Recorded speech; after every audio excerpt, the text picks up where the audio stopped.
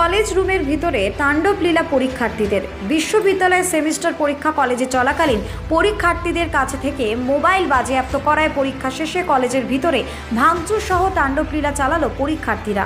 ঘটনাটি ঘটেছে বীরভূমের মল্লারপুরের টুরকু হাসদা লবসা হেমব্রম কলেজে।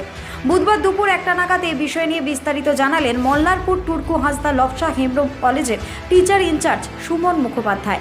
গতকাল ছিল বর্ধমান বিশ্ববিদ্যালয়ের রাষ্ট্রবিজ্ঞানের 5ম সেমিস্টারের পরীক্ষা।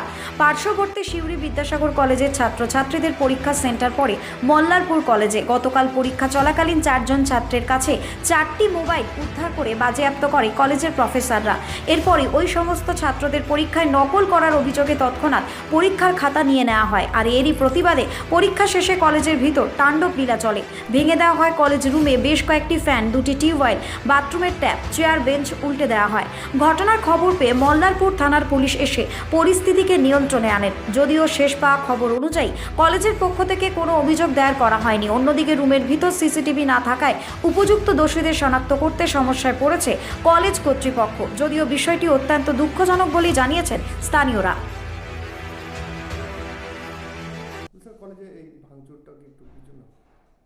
গতকাল বর্ধমান বিশ্ববিদ্যালয়ের সেম 5-এর পলিটিক্যাল সায়েন্স জেনারেলের পরীক্ষা ছিল এবং সেম 5 জেনারেল এবং অনার্সের পরীক্ষা শুরু হয়েছে আপনার এই মাসের 1 তারিখ থেকে, ফেব্রুয়ারি মাসের 1 তারিখ থেকে। আমাদের প্রতি বছরই এক্সাম ভেন্যু হয় এবং এক্সাম ভেন্যু হিসাবে আমাদের যথেষ্ট সুনাম আছে কলেজে, এবং সিউড়ি বিদ্যাসাগর কলেজের ছাত্রছাত্রীদের এই কলেজে, আমাদের কলেজে সেন্টার পড়েছিল। এবারে গতকাল একটা দুর্ঘটনা ঘটেছে। ছোট ঘটনা বা বড় ঘটনা যাই বলুন না কেন, আমাদের 201 এবং 204 নম্বর রুমে দেখলাম যে কিছু ফ্যান ভেঙে আছে, যেটা ছিল না। এবং গতকালের পরীক্ষার পরে দেখা গেছে এটা।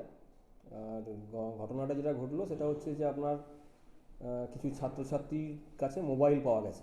আপনারা জানেন যে মোবাইল নিয়ে পরীক্ষা হলে ঢোকাটা সম্পূর্ণ বেআইনি, কারণ ইউনিভার্সিটির যে এক্সামের যে গাইডলাইন আছে সেই গাইডলাইন অনুযায়ী কিন্তু এটা নেওয়া যায় না। ঠিক আছে?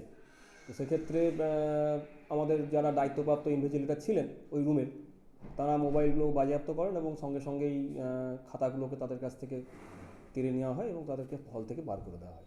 আর তারা নকলও করছিল, কিছু নকলও করছিল, সেগুলো বাধা দেওয়া হয় এবং প্রচুর মাইক্রো জেরক্স তাদের কাছ থেকে উদ্ধার করে সেগুলোকে ফেলেও দেওয়া হয়েছে আমরা। তো সেইটা সেই জন্য হয়তো ছাত্রছাত্রীদের মনে ক্ষোভ থাকতে পারে যে তারা নকল করতে হয়তো বাধাপ্রাপ্ত হলো বলে হয়তো তারা এরকম অতি উৎসাহ নিয়ে আমাদের কলেজের যে সম্পত্তি সেটা একটু নষ্ট করেছে। কী ভাঙচুর করেছে? এখানে ফ্যান, 2টো রুমের ফ্যান নষ্ট হয়েছে। আর বাথরুমের কল তো আপনি দেখলেন, বাথরুমের কলগুলোকে, ট্যাপগুলোকে নষ্ট করে দিয়েছে যাতে জল একদম জল থই থই অবস্থা। হ্যাঁ, আরেকটা ব্যাপার হচ্ছে যে ধরুন আমাদের তো ছোটো কলেজ এবং আর্থিকভাবে খুব একটা মানে স্বাস্থ্যবান নয় কলেজটা। হ্যাঁ, তবুও ছাত্রছাত্রীদের টাকাতেই এইগুলো সব কেনা হয়। তো এইটা ভাঙার ফলে আমাদের আর্থিক চাপ খানিকটা পড়বে কলেজে। খালি কি ওই টুকলি করতে বাধা আর ফোনের জন্যই কি এইরকম? আমার মনে হচ্ছে তাই। আমি সেইটাই আমরা বা আমাদের এক্সাম কন্ট্রোলার যিনি আছেন ডক্টর ওয়াসিম রাজা, তিনিও বিষয়টা দেখছেন, বা আমাদের চন্দনদা যা আছেন, অধ্যাপক চন্দন মণ্ডল, তিনি ব্যাপারটা দেখছেন। তো আমার মনে হচ্ছে এটা সেই জন্যই হয়তো, রাগ থেকে হয়তো হয়েছে, নকলে বাধা দেওয়ার জন্যই হয়তো হয়েছে। কী নাম স্যার আপনার? আমার নাম অধ্যাপক ডক্টর সুমন মুখার্জি। আমি এই কলেজের ভারপ্রাপ্ত অধ্যক্ষ বা টিচার ইনচার্জের দায়িত্বে আপাতত রয়েছি। নমস্কার, আমি রিয়াঙ্কা। আপনারা দেখছেন বাংলাদেশ।